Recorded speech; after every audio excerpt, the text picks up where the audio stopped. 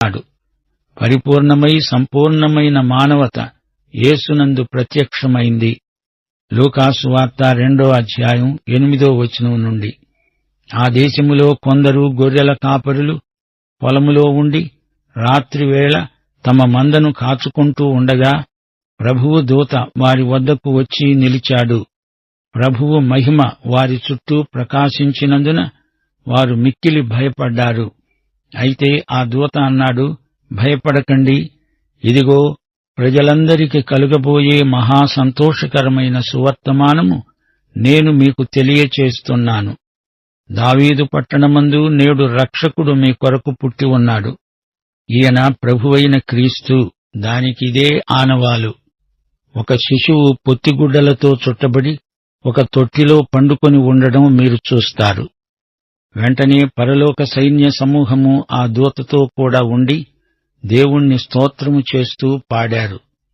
సర్వోన్నతమైన స్థలములలో దేవునికి మహిమ, ఆయనకు ఇష్టులైన మనుష్యులకు భూమి మీద సమాధానము. శ్రోతలు వింటున్నారా? యేసు జన్మకు స్వాగత గీతమిది. దేవుని దూతలు గాన ప్రతిగానాలతో దేవుని కుమారుని అవతారానికి జేజేలు చెప్తున్నారు.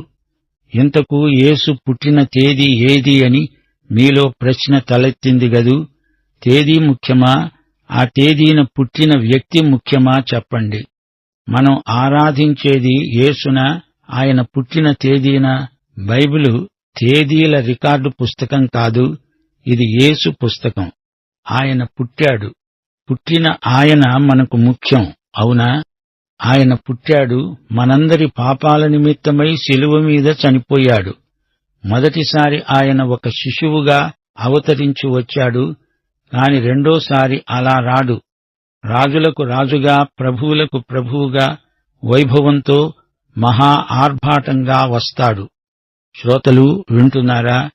ఆయన ఈ లోకానికి వచ్చినప్పుడు తన మహిమనంతా పరలోకంలోనే విడిచి వచ్చాడు. కొందరు కాపరులు, కొందరు దేవదూతలేనా? పరలోకం ఇహలోకమంతా స్వాగతం పలకాల్సి ఉంది. ఆ మహిమ అంతా ఏది? అది ఆయన పరలోకంలో విడిచి వచ్చాడు.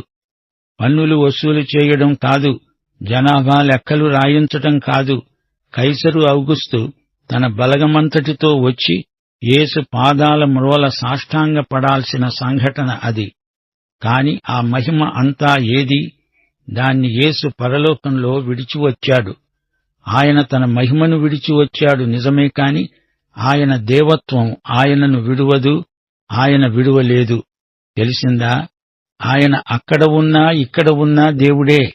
ఆయన మానవుడయ్యాడు గనుక వాస్తవంగా మానవుడే. యేసు మానవత సంపూర్ణమైనది, పరిపూర్ణమైనది.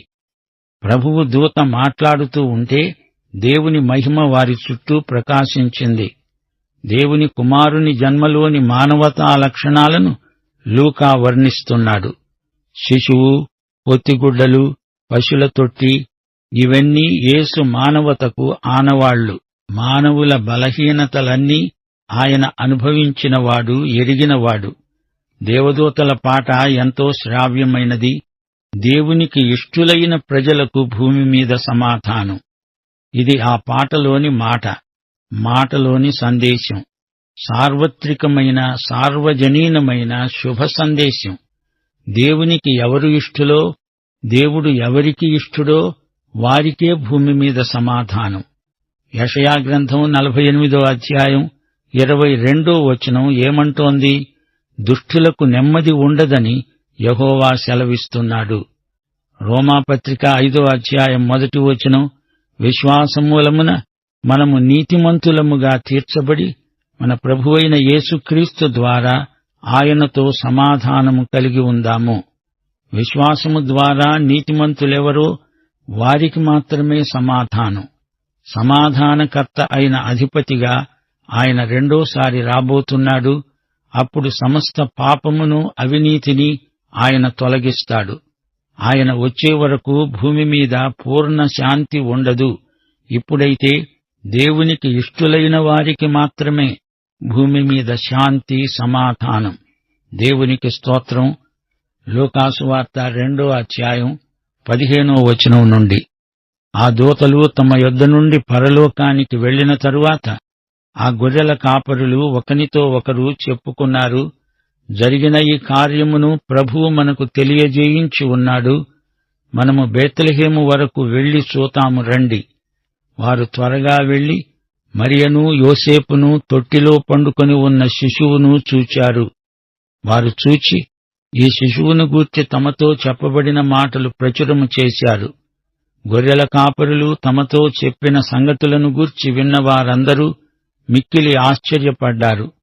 అయితే మరియ ఆ మాటలన్నీ తన హృదయములో తలపోసుకుంటూ భద్రము చేసుకున్నది.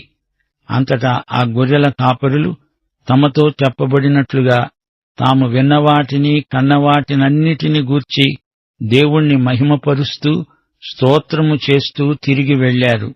శ్రోతలు వింటున్నారా? కాపరులు త్వరగా బయలుదేరి వెళ్లారు. బెత్లెహేములో ప్రవేశించారు. వారు మరియను యోసేపును యేసు శిశువును చూచారు. గొర్రెల కాపరులు తరువాత జ్ఞానులు వచ్చారు. జ్ఞానులు వచ్చేటప్పటికి యేసు బాలుడు పశుల పాకలో లేడు, ఇంట్లోనే ఉన్నాడు. అప్పటికే కొన్ని నెలలు గడిచిపోయాయి. మరియ ఎన్నో సంగతులు తన హృదయంలో తలపోసుకుంటూ ఉన్నది. యేసు పుట్టింది బెత్లెహేములో, పెరిగింది నజరేతులో. లూకాసు వార్త 2వ అధ్యాయం 21 నుండి 28వ వచనం వరకు. ఆ శిశువుకు సున్నతి చేయవలసిన 8వ దినము వచ్చినప్పుడు గర్భమందాయన పడకమునుపు దేవదూత చేత పెట్టబడిన యేసు అనే పేరు వారాయనకు పెట్టారు. మోషే ధర్మశాస్త్రము చొప్పున వారు తమను శుద్ధి చేసుకునే దినములు గడిచినప్పుడు ప్రతి తొలిచూలు మగపిల్ల ప్రభువుకు ప్రతిష్ఠ చేయబడాలి అని ప్రభువు ధర్మశాస్త్రమందు రాయబడినట్లు ఆయనను ప్రభువుకు ప్రతిష్ఠించడానికి ప్రభువు ధర్మశాస్త్రమందు చెప్పబడినట్లు గువ్వల జతనైనా 2 పావురపు పిల్లలనైనా బలిగా సమర్పించడానికి వారాయనను యెరూషలేమునకు తీసుకుపోయారు. యెరూషలేమునందు సిమెయోను అనే ఒక మనుష్యుడున్నాడు. అతడు నీతిమంతుడు, భక్తిపరుడు అయి ఉండి ఇశ్రాయేలు యొక్క ఆదరణ కొరకు కనిపెట్టేవాడు. పరిశుద్ధాత్మ అతని మీద ఉన్నాడు. అతడు ప్రభు యొక్క క్రీస్తును చూడకమునుపు మరణము పొందడని అతనికి పరిశుద్ధాత్మ చేత బయలుపరచబడింది. ఆత్మవశుడై అతడు దేవాలయములోనికి వచ్చాడు. అంతటా ధర్మశాస్త్ర పద్ధతి చొప్పున ఆయన విషయమై జరిగించడానికి తల్లిదండ్రులు శిశువైన యేసును దేవాలయములోనికి తీసుకువచ్చినప్పుడు అతడు తన చేతుల్లో ఆయన్నెత్తుకొని దేవుణ్ణి స్తుతిస్తూ అన్నాడు, నాథా, ఇప్పుడు నీ మాట చొప్పున సమాధానముతో నీ దాసుణ్ణి పోనిస్తున్నావు.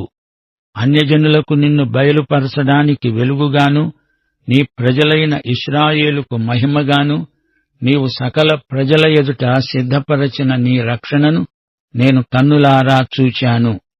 శ్రోతలు వింటున్నారా? శిశువును కన్న తరువాత 40 రోజులు అశుచిని పాటించాలి. ఇది మోషే ధర్మశాస్త్రోక్తమైన విధి విధానం. మరియా ఒక మానవ మాతృరాలుగా జాతాశౌచాన్ని బట్టి పరిహారానికి బలి అర్పించవలసి ఉంది. ఆమెకు రక్షకుడు ప్రభువైన యేసుక్రీస్తే. మరియ యోసేపులు గువ్వలను బలిగా అర్పించారు. ఇది వారి బీదరికాన్ని చూపుతోంది. బలులు మరియ యోసేపులకు మాత్రమే.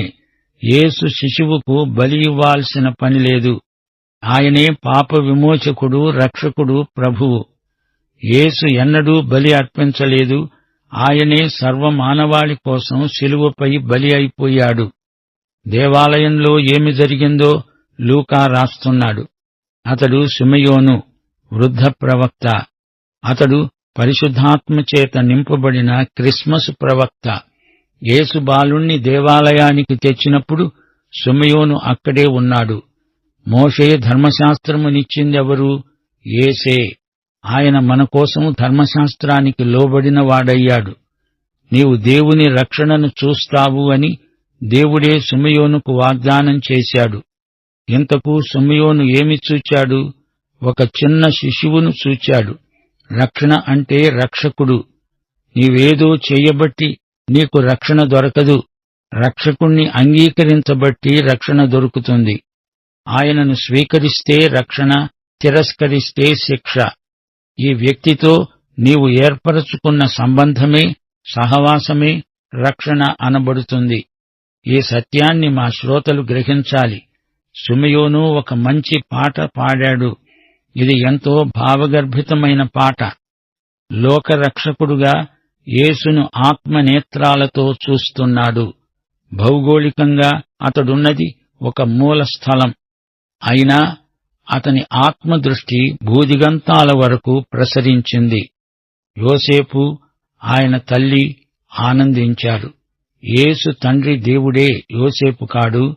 రక్షకుణ్ణి లోకానికి తేవటానికి మరియ చెల్లించిన వెల ఎంతో గొప్పది. ఆయన శిలువ చెంత నిలిచి ఆయన శిలువ వేతను పరికిస్తూ ఉండగా ఆమె గుండెల్లో నుంచి ఖడ్గం దూసుకొని పోయినట్లయింది. యేసు శిలువ కోట్లాది ప్రజల గుండెలను కదిలించింది. యేసు శ్రమలను చూచి మనమేమీ సానుభూతి చూపనక్కర్లేదు. ఆయన మన నుండి కోరేది విశ్వాసం. యేసుక్రీస్తుకు మరియకు ఉన్న మానవ సంబంధం ప్రత్యేకమైనది. ఆమె ద్వారా యేసు లోకంలోకి శిశువుగా ప్రవేశించాడు. యేసే మనందరికీ రక్షకుడు.